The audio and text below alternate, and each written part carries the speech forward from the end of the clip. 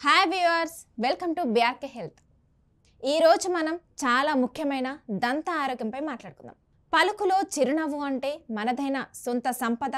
అది మన వ్యక్తిత్వాన్ని మెరిపింపజేస్తుంది. కానీ చిరునవ్వు ఎప్పుడు సరిగ్గా ఉండాలంటే దంతాల ఆరోగ్యం బాగా కాపాడుకోవాలి.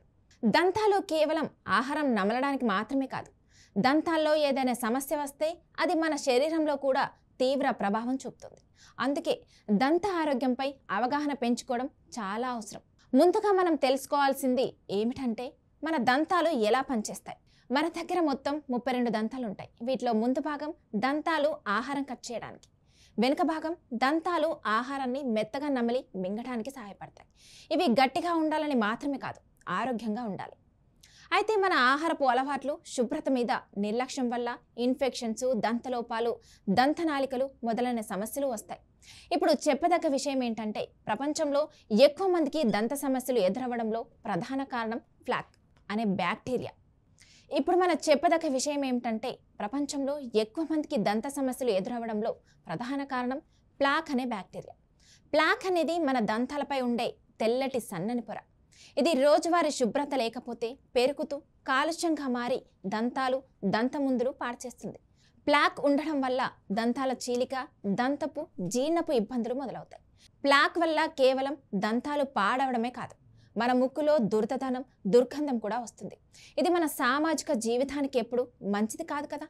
అందుకే రోజు సరైన విధంగా కనీసం 2 సార్లు దంతాలు శుభ్రం చేసుకోవడం చాలా ముఖ్యం. ఫ్లోరైడ్ కలిగిన దంతమంజనం వాడటం వల్ల దంతాలపై ముడతలు రాకుండా సహాయపడుతుంది.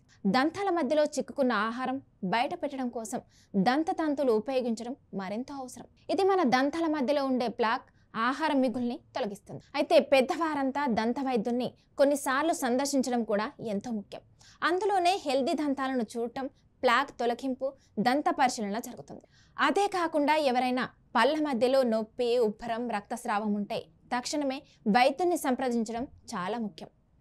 మన దంతాలకు నెమ్మదిగా కానీ భారీగా దెబ్బతీసేది కపటికాలు. స్కూల్ పిల్లల నుంచి పెద్దల వరకు ఎక్కువ మంది చక్కెరతో కూడిన ఆహారాలు ఎక్కువ తింటూ ఉంటారు. చక్కెర ఎక్కువగా ఉండే ఆహారం ప్లాక్ బ్యాక్టీరియాను పెంచుతుంది. అది దంతాల అరుగుదల వంటి సమస్యలు దీనివల్ల దంతాల అరుగుదల వంటి సమస్యలు వస్తాయి. ఇక చదువుకునేవారు లేదా ఉద్యోగం ఉన్నవారికి ప్రత్యేకంగా చెప్పాలంటే ఎప్పటికప్పుడు చిన్న చిన్న స్నాక్స్ తింటూ ఉండడం కంటే 3 సమయాలు ఖచ్చితంగా మంచి ఆహారం తినడం, ఆ తర్వాత శుభ్రత పాటించడం చాలా ముఖ్యం. బయట ఆహారం తినడం, స్మోకింగ్, ఆల్కహాల్ వంటివి కూడా దంతాలకు చాలా హాని చేస్తాయి. ఇంకా ఒక మంచి అలవాటు, రోజు నీళ్లు బాగా తాగడం. నీరు కేవలం శరీరానికి కాదు, దంతాలకు కూడా శుభ్రతనిస్తుంది. ప్లాక్ తగ్గుతుంది. మన దంతాల ఆరోగ్యం దూరదృష్టితో చూసుకుంటే మన ఆరోగ్యానికి, మన జీవిత నాణ్యతకు పెద్దగా ఉపయోగపడుతుంది. దంతాల సమస్యలు ఉంటే తినడంలో ఇబ్బంది, మాట్లాడడంలో సంకోచం, స్వభావం మారిపోవడం సహా అనేక రకాల సమస్యలు రావచ్చు. ఇక అంతేకాదు, సాంకేతిక అభివృద్ధితో ఇప్పుడు దంత వైద్యశాలలో చాలా అందుబాటులోకి వచ్చిన ట్రీట్మెంట్లు ఉన్నాయి.